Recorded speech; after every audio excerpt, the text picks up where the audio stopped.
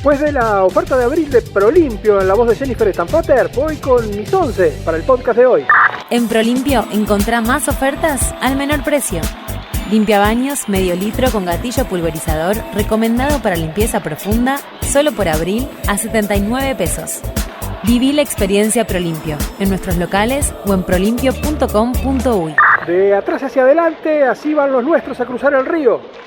Con el 33, el negro Dionisio Oribe, el 32 para el hombre de Mozambique, el Liberto Joaquín Artigas, el porteño Tiburcio Gómez con el 31, Francisco Lavalleja con el 30 y el cordobés Simón del Pino con el 29. El 28 es para Andrés Cheveste, el 27 para Carmelo Colman y el 26 para Ramón Ortiz. Francisco Lavalleja va con el 25, Juan Ortiz con el 24 y con el 23 el paraguayo Luciano Romero. El 22 es para Ignacio Medina, Santiago Nievas va con el 21, Agustín Vázquez con el 20, Abelino Miranda 19 y Celedón Rojas es el 18. El 17 es para Juan Rosas, el 16 para el paraguayo Felipe Carapé y 15 para Juan Acosta. Ignacio Núñez con el 14 y los hermanos Andrés y Juan Spickerman con el 13 y el 12 respectivamente. El 11 es para Santiago Gadea, el 10 para Gregorio Sanabria, 9 Manuel Menéndez, 8 Pantaleón Artigas y 7 Jacinto Trapani. Con el 6 Manuel Lavalleja, el 5 Manuel Freire y con el 4 Atanasio Sierra. Y el triángulo principal es con el 3 Pablo Sufriategui, el 2 Manuel Oribe y con el 1 y capitán Juan Antonio Lavalleja. ¿Qué historia con la historia? 10-11 Podcast. Estos 33 nombres figuran en la primera lista que se conoce de quienes habrían sido aquellos supuestos orientales que cruzaron el río Uruguay en 1825. Lista que fuera confeccionada por Juan Antonio Lavalleja y remitida a Pedro Trapani en 1828. Alejandro Cano. Pero en 1830, con motivo de haberse establecido una pensión para los cruzadistas, Manuel Oribe realiza la primer corrección a esa lista, a la que siguieron 15 más, totalizándose 17 listas que contienen al menos 59 nombres, entre los que podemos encontrar a Santiago Lavandera, José Leguizamón, Pedro Areguatí, Luis Zacarello, Miguel Martínez, Francisco Romero, Norberto Ortiz, José Yaguareté y Juan Arteaga, entre otros. Tamara Pereira. En octubre de 1831, Tiburcio Gómez reclamó sus derechos al cobro de dicha pensión por haber sido uno de los 33. Gómez había desaparecido de la lista tras los primeros ajustes realizados por Oribe en 1830, ya que se lo consideraba muerto, y en su lugar estaba Basilio Araujo. En 1832, Juan Antonio Lavalleja realiza el reconocimiento oficial de la participación de Tiburcio Gómez en la cruzada, lo que le valió el cobro de la pensión. Pero poco después, Fructuoso Rivera le quita ese derecho por adherir al levantamiento armado del propio Lavalleja contra su gobierno. No eran 33 y tampoco eran orientales. En total, eran 4 argentinos, 4 paraguayos y el Liberto Joaquín Artigas, criado de Pantaleón Artigas, quien había nacido en Mozambique. Al borde de la playa de la Graciada, bajan de las lanchas de madrugada, despliegan la bandera, libertad o muerte, dispuestos a jugarse la misma suerte. Un bramido de toros rasga el otoño cuando todos contestan si Juan Antonio. A la huella y aquí termina el apodo vallano de Cisplatina. La la la la la la la la la la la, el apodo vallano de Cisplatina. Joaquín Artigas fue uno de los 2 negros que integraron la cruzada. El otro era Dionisio Oribe, criado de Manuel Oribe. Pero ninguno de los 2 parecen verse representado como tales en el juramento de los 33, el óleo de Juan Manuel Blanes, que mejor representa nuestro imaginario del desembarco. El relato de los hechos sobre el desembarco, que se realiza desde la escuela y se repite a lo largo de la educación secundaria y universitaria, tiene innumerables imprecisiones e inexactitudes, las que, tal como lo cuenta la historiadora e investigadora Ana Frega al programa El Origen, se dan desde las propias narraciones de los protagonistas. Muchos de ellos dejaron testimonios, pero unos dicen llegamos el 19 en la noche, otros dicen llegamos el 19 en la mañana, unos dicen desembarcamos en el Arenal, los otros dicen en Gardiazabal. Es decir, los mismos protagonistas a la hora de recordar en el momento en que están cruzando no tienen cabal idea de lo que va a pasar después. Indudablemente no tenían idea de qué era lo que finalmente pasaría. Incluso muchas visiones sostienen que no estaba claro ni siquiera qué era lo que buscaban lograr, más allá de quitar a los brasileños del territorio. Pero para el profesor Vázquez Franco, lo que terminó sucediendo fue un chasco y una frustración para quienes llevaron adelante la cruzada. Libertad o muerte, no independencia. No vienen por la independencia.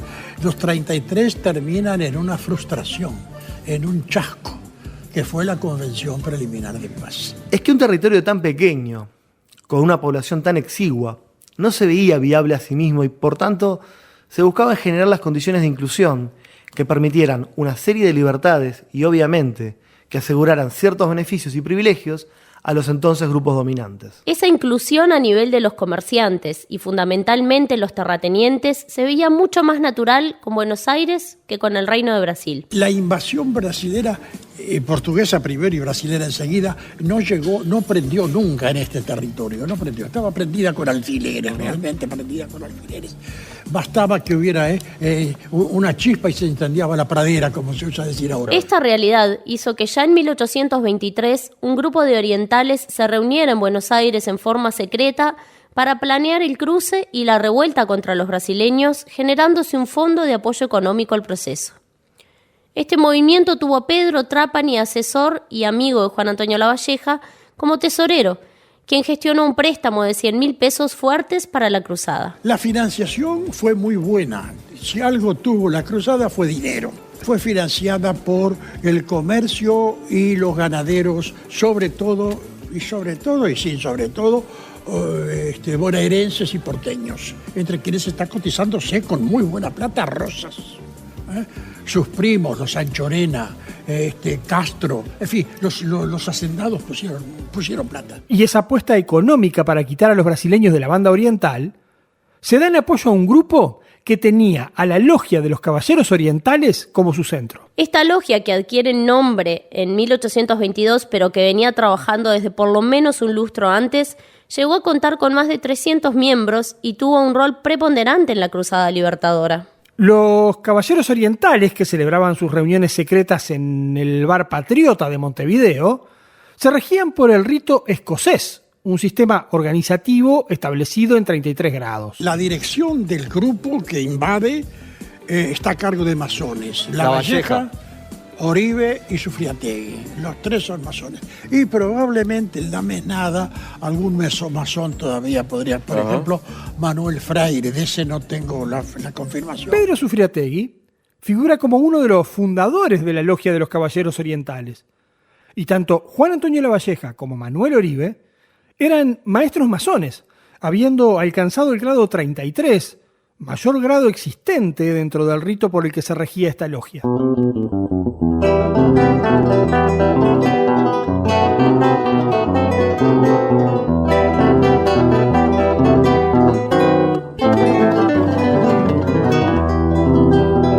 Brigadier Manuel Oribe, senda recta del honor, de linajes ascendiendo a Rodrigo el campeador, andaba en busca de un guapo, Lavalleja y te eligió para que lo acompañaras en la sagrada misión de liberar nuestra tierra.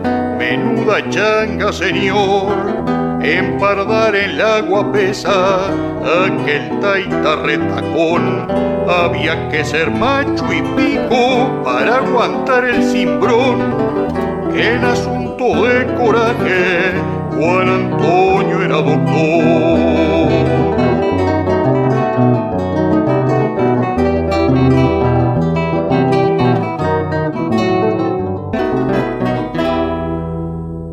Definitivamente está claro que no se trató del desembarco de 33 orientales. y que si hubiera sido que esos hombres que cruzaron el río con la idea de generar la revuelta para quitar a los brasileños de la banda oriental desembarcaron sobre el río Uruguay y no sobre el arroyo Gutiérrez, como parecería tener más lógica, ya que está rodeado de monte indígena y esconderse ahí daba ventajas, la playa donde se dice descendieron, la playa del Arenal Grande, es seguro que no se llamaba Playa de la Graciada. Y que ese nombre sería una deformación que se le realizó con el tiempo a lo que habría sido la denominación original de Playa de la Graciada, por ser el lugar donde se desgrasaba al ganado faenado. Entonces, señor Alejandro Cano, ¿cómo es posible, cómo sostenemos, cómo justificamos que a lo largo de la historia hemos formado una identidad basada en verdades adaptadas a un imaginario de lo que queremos ser? Cosa que ya vimos en programas anteriores, por ejemplo, sobre la negación de lo indígena o el pasarle por alto a lo que realmente significaba el federalismo artiguista y que ahora se repite con la Cruzada y los 33. Y donde, aún siendo conscientes que la realidad no es como el cuento oficial lo mantenemos, lo potenciamos y lo incorporamos como una característica nuestra. La pregunta se responde, a mi entender, desde entender el relato oficial. Y el relato oficial hay que entenderlo desde su época y desde la construcción, que es una justificación del Estado al que viene a defender. Un Estado por el cual en sí nadie luchó. No luchamos los uruguayos u orientales de entonces en 1811 por el Estado oriental, ni luchamos en 1825, ni en el medio. Cuando se empezó a construir este relato oficial para las masas, o por lo menos para las masas que vendrían después, ese relato quiso justificar la existencia del país.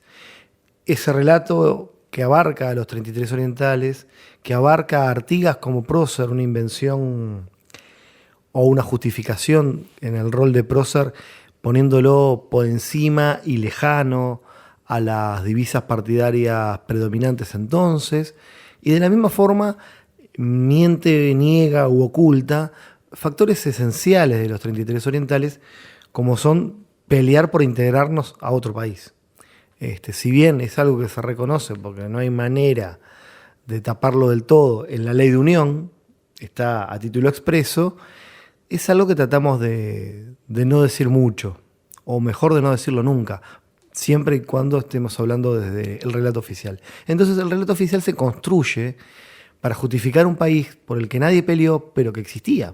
Estamos hablando de un relato que surge en la segunda mitad del siglo XIX, que, como decía, justifica el proceso emancipatorio, pero que en sí no logra nunca cerrar del todo. Y no logra cerrar porque, como decía, es una justificación que deja cabos sueltos por todos lados y es parte de lo que estamos siempre analizando en el podcast. En Prolimpio encontrá más ofertas al menor precio. Limpiabaños medio litro con gatillo pulverizador recomendado para limpieza profunda, solo por abril a 79 pesos. Viví la experiencia Prolimpio en nuestros locales o en prolimpio.com.uy. ¿Qué historia es una historia? 1011 Podcast. La historia oficial que como país difundimos habla de una gesta independentista que se desarrolla a lo largo de 19 años, desde 1811 hasta 1830, y de la que se toman 4 hechos históricos de 3 años puntuales: la Batalla de las Piedras en 1811, el desembarco y la declaratoria de la independencia en 1825 y la jura de la Constitución en 1830. Esa historia oficial centra exclusivamente el discurso en la idea de liberar el territorio del dominio extranjero, sin hacer referencia alguna a ningún otro componente como pueden ser las relaciones comerciales, el control del poder económico fiscal o los intereses sectoriales, incluidos los políticos, filosóficos y religiosos. Pero paralelamente y extraoficialmente, a todo nivel de la sociedad sobrevuelan en estos hechos la influencia e incidencia de sociedades secretas en el proceso independentista, ubicándose la masonería en el primer lugar de esta lista, y como veíamos, en particular eso sucede con los 33 orientales. Los 33 fueron los héroes legendarios del corazón, harán por siempre enardecer, sangrando de amor por la patria bien entristecida, por su intrepidez la libraron del dolor. Busca su rugir tanta redención, debe ser en vida de Ituzaingó, y llamando a la victoria, en la graciada la gloria, un beso ardiente le dio. Oficialmente es en el año 1856, cuando con carta patente del Gran Oriente del Brasil se funda la actual Gran Logia de la Masonería del Uruguay, denominación que adquiere en 1941. Y es ese Gran Oriente del Uruguay, así se llamaba en sus inicios, quien da la carta patente en 1857 a la Gran Logia de la Argentina de Libres y Aceptados Masones. Por tanto, durante el periodo conocido como gesta independentista, no existía un Supremo Consejo de la Masonería en el Río de la Plata que certificara los grados de los hermanos. Pese a ello, la Logia de los Independentistas primero y la Logia Lautaro después en Buenos Aires se consideran de forma tal que 10 de los 11 integrantes de la primera Junta de Mayo pertenecían a la masonería. Y es de tener en cuenta que aquella Junta de Mayo, tal como lo expresa el presidente de Estudios Históricos de la Masonería Española, no nace con la idea de independizarse de España, sino que al igual que sucedía en la península, se crea para gobernar en nombre del rey de puesto.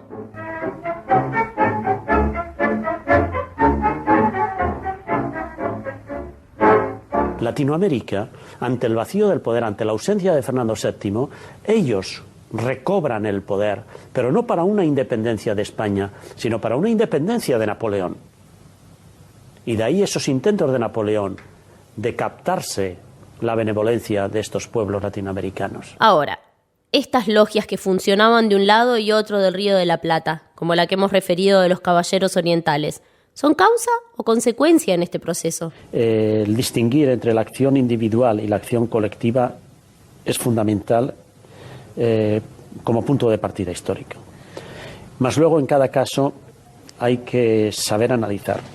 Si uno está luchando por la libertad individual, lógicamente también va a luchar por la libertad de los pueblos.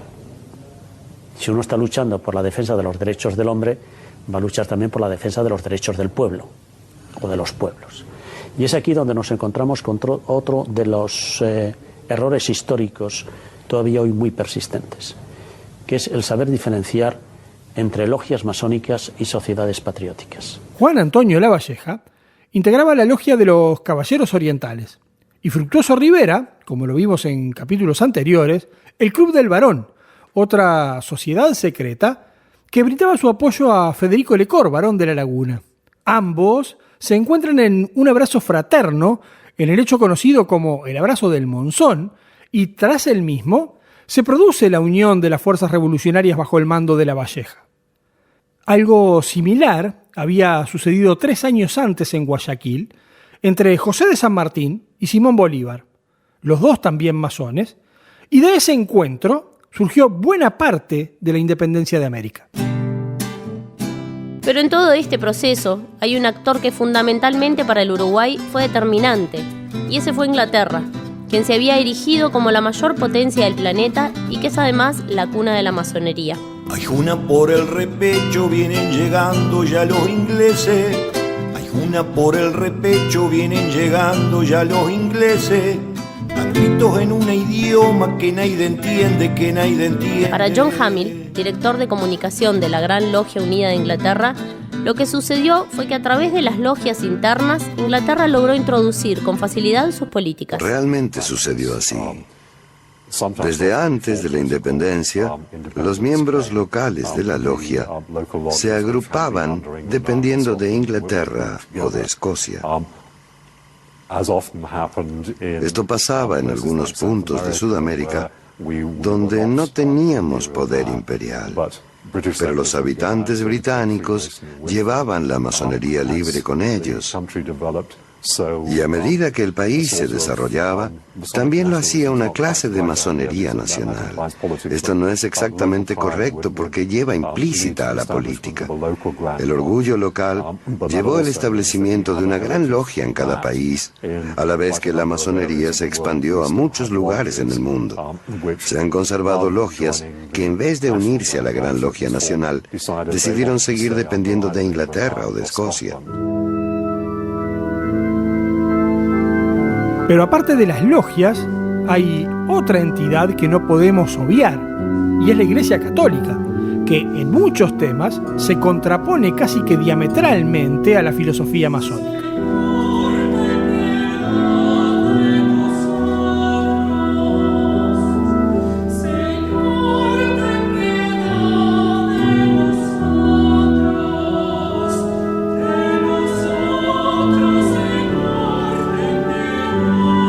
Si bien existen y existirán masones católicos y curas iniciados, Damaso Antonio Larrañaga es un claro ejemplo, el conflicto de intereses filosóficos y políticos a nivel institucional y seguramente comercial y de poder a nivel de sus integrantes, fue llevando a movimientos que complejizaron aún más el entramado del poder y dieron origen a realidades que nos marcan hasta nuestros días.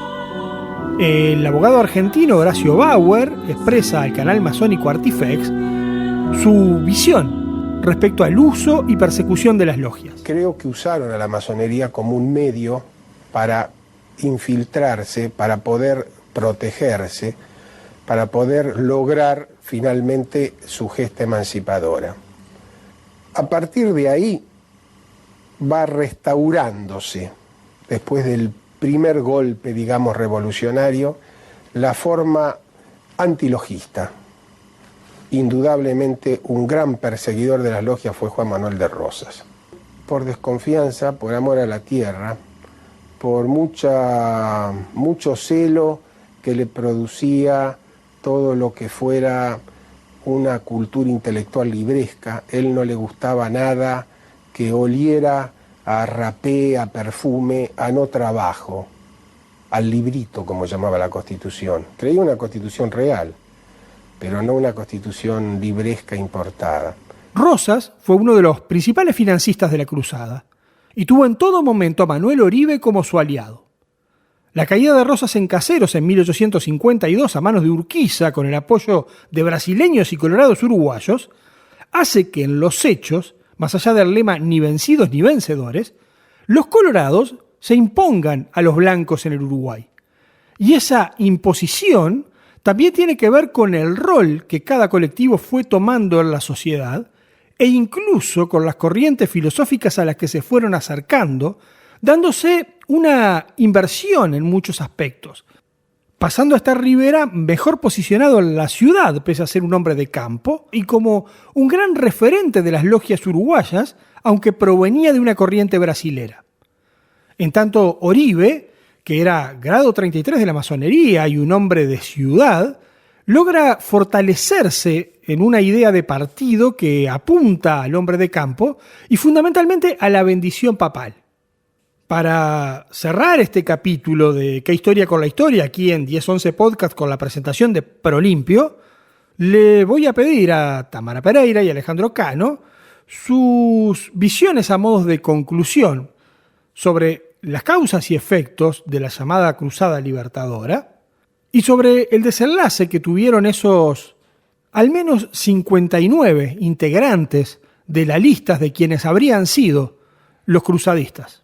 Bueno, es parte de lo que señalás recién, Siul. En 1851 la situación, si bien es formalmente de que no hay vencidos ni vencedores, hay vencidos y hay ciertos vencedores.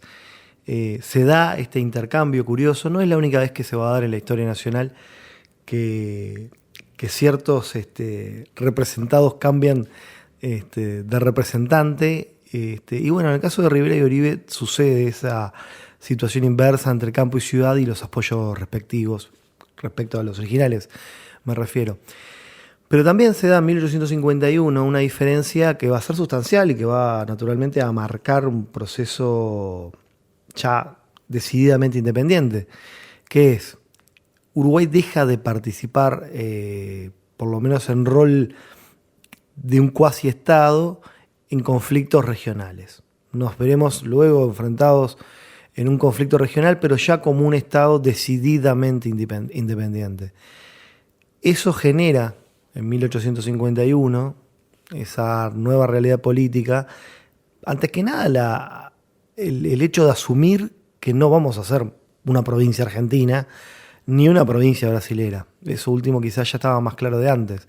Pero el hecho de no ser una provincia argentina va a ser muy importante en la conformación y en cómo las élites nacionales van a desplegar las políticas de los años siguientes. Que, como decía, 2 décadas y pico después nos van a bañar en sangre en Paraguay, pero ya desde un rol muy distinto al que tuvimos durante la Guerra Grande. Eso es parte también de nuestra historia y bueno, lo iremos tratando. Pero el giro que se va dando, que ya se da en 1851, entre Rivera y Oribe y sus representados y sus orígenes, es algo que se va a repetir, que se va a acrecentar según el caso, y que es parte, incluso hasta el día de hoy, de nuestra idiosincrasia política. La conclusión con la que me quedo, si bien es extremadamente liviana, es que en el imaginario colectivo de la historia de nuestro país, principalmente sobre este evento puntual, nos apoyamos en una serie de elementos que no tienen mucho que ver con la realidad. Los 33 orientales, este episodio que estudiamos para arriba y para abajo, no eran 33 y lo estuvimos hablando.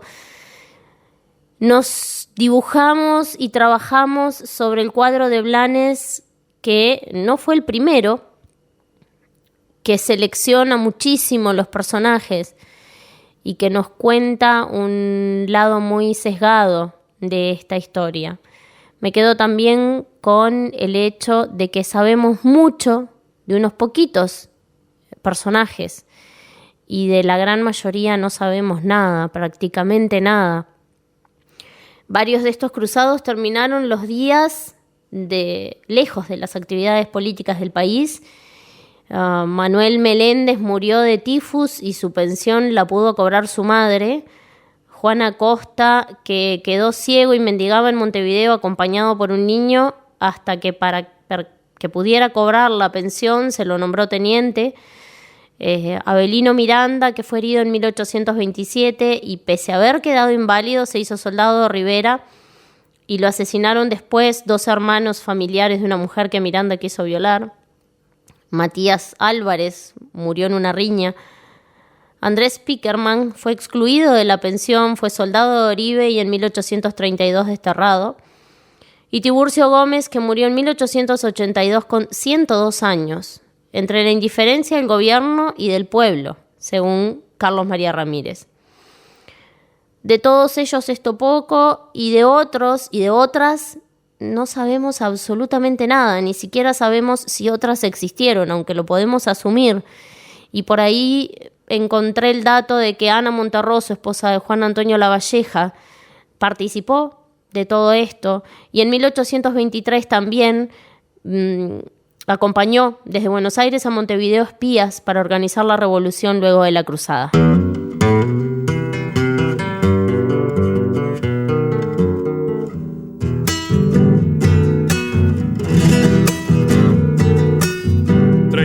Se vinieron armados de lanza, Juan Antonio los trajo por la Graciada.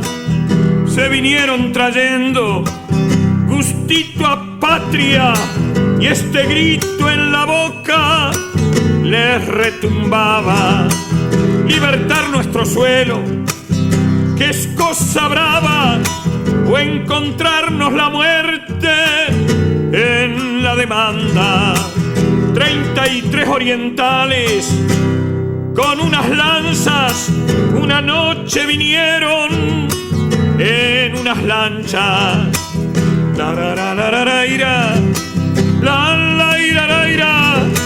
Juan Antonio los trajo por la Graciada. Si llegaste hasta acá, es porque coincidiendo o discrepando, te enganchamos con nuestra historia. Por eso si llegaste hasta acá, comentales tus contactos que nos sigan, nos escuchen, nos escriban. Todos los meses postearemos regularmente informes en esta línea.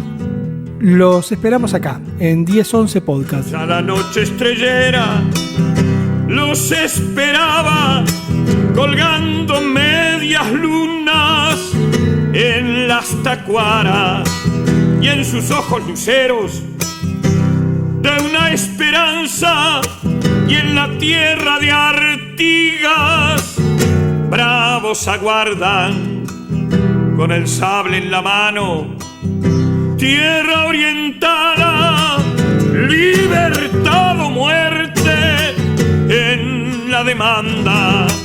Ya se sienten fragores de las batallas y ladran los clarines sobre las cargas.